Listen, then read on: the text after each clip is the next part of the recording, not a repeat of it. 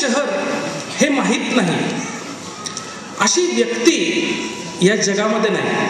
अपवाद फक्त 2 वर्षाच्या आतल्या बाळांचा, कारण त्यांना अजून काही कळत नाही. अदरवाईज पुणे शहर माहीत नाही असं कोण नाही. मुळात पुणेकरांचं वैशिष्ट्य असं की शक्यतो माणसं संकटात सापडत नाही,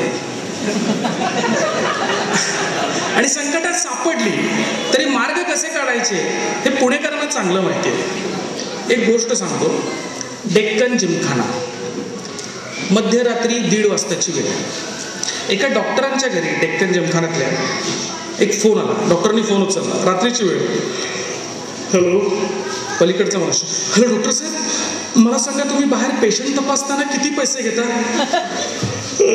जनरली मी 75 रुपये घेतो, पण इमर्जन्सी केस असेल तर मी 100 रुपये घेईन. ठीक आहे डॉक्टर साहेब, जरा पटकन आवडतं का, आपल्याला कोथरूडला जायचं आहे, इमर्जन्सी आहे. ठीक आहे या. Phone cut. डॉक्टरनी लगेच आपल्या वैद्यकीय व्यवसायाला अनुसरून आपली तत्परता दाखवली. बॅग वगैरे सगळी घेतली, सगळे रेडी. बरोबर 15 मिनिटांनी तो मनुष्य आला. डॉक्टर साहेब निघायचं ना? हो चला. त्यानं डॉक्टरांच्या हातात ती बॅग घेतली, पटकन आला, डॉक्टरांच्या पाठीमागे मोटरसायकलवर बसला. हे झालं. डेक्कनवरून कोथरूडला जायला जेवढा वेळ लागतो तेवढ्या वेळात एक 20-25 मिनिटात पोहोचले. डॉक्टरनी विचारलं, बरं पेशंट कोणत्या लेनमध्ये, कुठल्या अपार्टमेंटमध्ये? हां, पेशंट वगैरे काही नाही हो, मला आत्ता कोथरूडला यायचं होतं, रिक्षावाला 150 रुपयाच्या खाली तयार नाही. 100 रुपये थँक्यू. काय वैशिष्ट्य आहे, काय प्रश्नच नाही.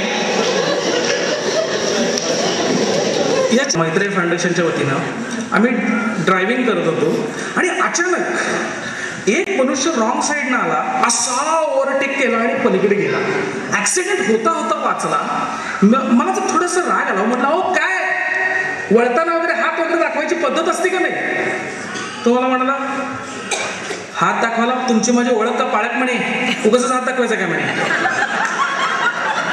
मी म्हटलं बाबा आमच्याकडे तुका म्हणे, नामा म्हणे असते, कोण म्हणे माहित नाही म्हणे, काय म्हणायचं.